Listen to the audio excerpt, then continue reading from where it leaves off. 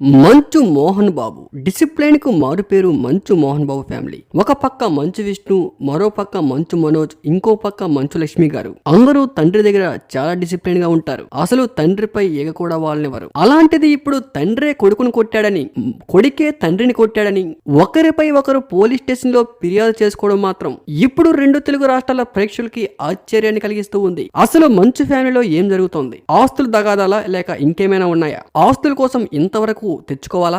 ఒకరిపై ఒకరు చేయి చేసుకునేంత గొడవలే ఉన్నాయి. మంచు విష్ణు మధ్యలో ఎంట్రీ ఇస్తారా? మంచు లక్ష్మి గారు ఎలా రియాక్ట్ అవుతున్నారు?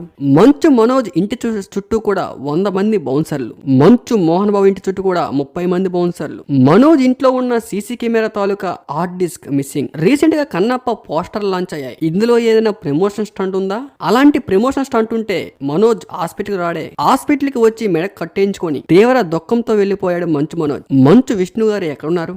మంచు లక్ష్మి గారు ఇంతవరకు ఎందుకు రియాక్ట్ అవ్వట్లేదు? మంచు మోహన్ బాబు గారు ఏం చెప్తున్నారు? లాస్ట్ ఇయర్ సేమ్ ఇదే టైం కి మంచు మనోజ్ మంచు విష్ణు కొట్టుకుంటున్నట్లు ఒక ఇంట్లో ఉన్న వీడియోని మంచు మనోజ్ లీక్ చేశారు. ఆ తర్వాత కొన్ని ఇంటర్వ్యూస్ లో మంచు విష్ణు ఇదంతా కూడా ఒక రియాలిటీ షో ప్లాన్ చేస్తున్నాం, అందులో భాగమే ఇదంతా అంటూ చెప్పుకుంటూ వచ్చారు. మరోపక్క మంచు విష్ణు మోహన్ బాబు కలిసి కన్నప్ప అనే బిగ్గెస్ట్ బ్లాక్ బస్టర్ హిట్ అవబోయే మూవీ తీస్తున్నారు. ఇది త్రిబులర్ బాహుబలి రికార్డులు బద్దలు కొట్టే అవకాశం కూడా ఉంది.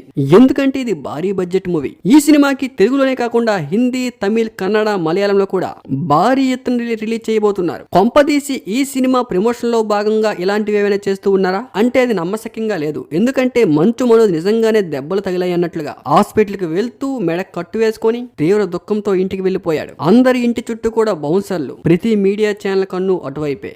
ఏంటిదంతా? డిసిప్లిన్ కి మారు పేరైన మంచు మోహన్ బాబు ఇంట్లో ఎలా జరగడం చాలా బాధాకరం.